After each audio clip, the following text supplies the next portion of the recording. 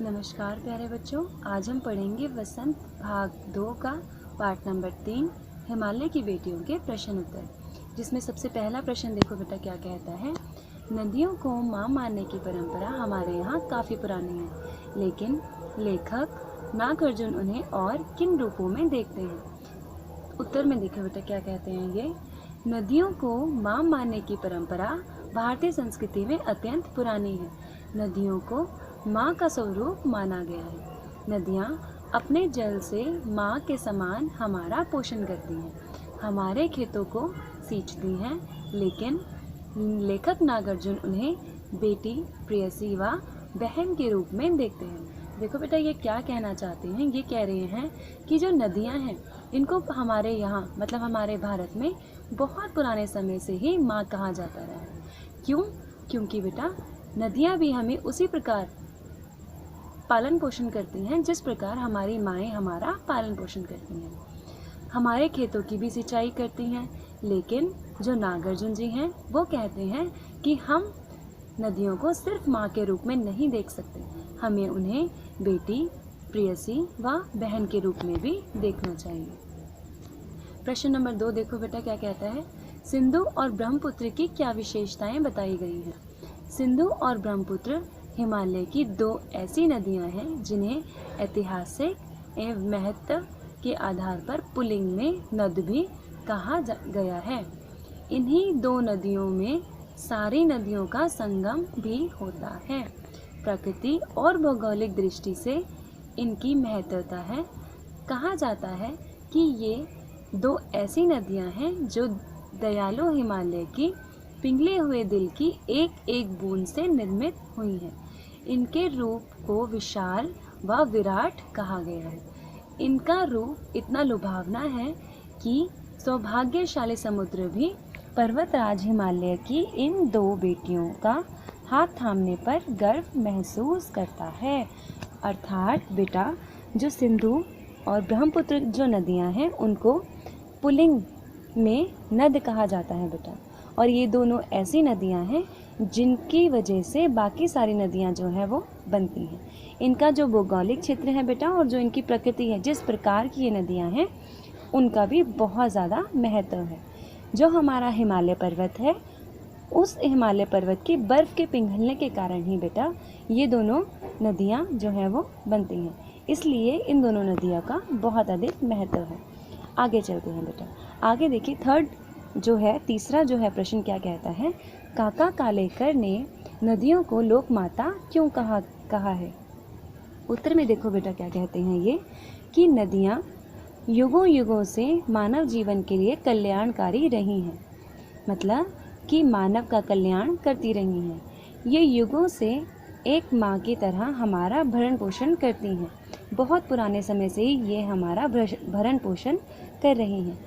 इनका जल भूमि की उर्वर शक्ति को बढ़ाने में विशेष भूमिका निभाता है। इसलिए नदियाँ माता के समान पूजनीय, पवित्र एवं कल्याणकारी हैं। मानव नदी को दूषित करने में कोई कसर नहीं छोड़ता, परंतु इसके बावजूद भी अपार दुग्ध गंदगी अवहेलना सहकर भी हमारा कल्याण उसी प्रकार करती हैं जैसे अपने नालायक पुत्र का कल्याण माँ चाहती है। अंततः काका कालेकर ने नदियों को माँ के समान विशेषता के कारण उन्हें लोक माता कहा है। देखो बेटा जो नदियाँ होती हैं, आप सभी जानते हैं कि हम सब नदियों में कितना गंद डालते हैं, है ना। लेकिन उसके बावजूद जो नदियाँ हैं वो कभी भी हमारा अकल्याण नहीं चाहती, वो हमेशा हमारा कल्याण करने की सोचती हैं और हमें पूरी अच्छी चीज़ें जो हैं वो प्रदान करती हैं। ठीक है, जैसे अच्छा जल प्रदान करती हैं, अच्छा समय प्रदान करती हैं। ठीक है, तो जो नदियां हैं वो हमें माता की तरह जो है वो माता की तरह व्यवहार करती हैं। इसलिए जो है कालेकर जी ने उन्हें माता का दर्जा दिया है। देखते हैं कि प्रश्न नंबर 4 क्या कहता है। हिमालय की यात्रा में लेखक ने किन किन की प्रशंसा की है। उत्तर में देखो बेटा क्या कहते हैं ये कि हिमालय की यात्रा में लेखक ने हिमालय की अनुपम छटा की, नदियों की अटखेलियों की, बर्फ़ से ढकी पहाड़ियों की, पेड़ पौधों से भरी घाटियों की, देवदार, चीड़, सरों, चिनार, सफ़ेदा, केल से भरी जंगलों की प्रशंसा की है। देखो बेटा, जब वो हिमालय की यात्रा पर गए उन्होंने क्या क्या देखा, उन चीज़ों की उन्होंने जो है वो प्रशंसा की है। तो सर्वप्रथम उन्होंने क्या देखा, हिमालय की अनुपम छटा, जिसको देखकर वह मंत्रमुग्ध हो गए। उसके बाद उन्होंने देखा कि नदियाँ किस प्रकार की अटखेलियाँ कर रही हैं, जैसा कि उन्होंने देखा कि वह पर्वतीय क्षेत्रों में किसी और तरह से चल रही हैं व मैदानी क्षेत्रों में किसी और तरह से। उसके बाद उन्होंने क्या देखा कि बर्फ़ से ढकी हुई पहाड़ियाँ और उसके बाद अलग अलग तरह के पेड़। आइए करते हैं प्रश्न नंबर 5। यह लेख 1947 में लिखा गया था, तब से हिमालय से निकलने वाली नदियों में क्या क्या बदलाव आए हैं। देखो बेटा, हम सब जानते हैं 1947 से लेकर अब तक नदियों में बहुत ज़्यादा बदलाव आए हैं। जहाँ पहले नदियाँ बहुत ज़्यादा गंदी होती थी, आजकल उन नदियों को साफ़ करने के लिए हमारी सरकार की तरफ से, हमारी गवर्नमेंट की तरफ से बहुत सारी जो है वो एसोसिएशंस चलाई गई हैं, जिनकी वजह से हमारी जो नदियाँ हैं वो अब साफ़ हैं। तो देखिए, आइए आओ देखते हैं कि उत्तर क्या कहता है।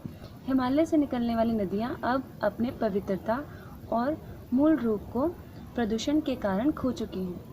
मैदानी क्षेत्रों में आते आते शहर की गंदगी इस हद तक मिल जाती है कि स्वच्छता का नामो निशान मिट जाता है। गंगा यमुना जैसी नदियाँ इसका ज्वलित उदाहरण है।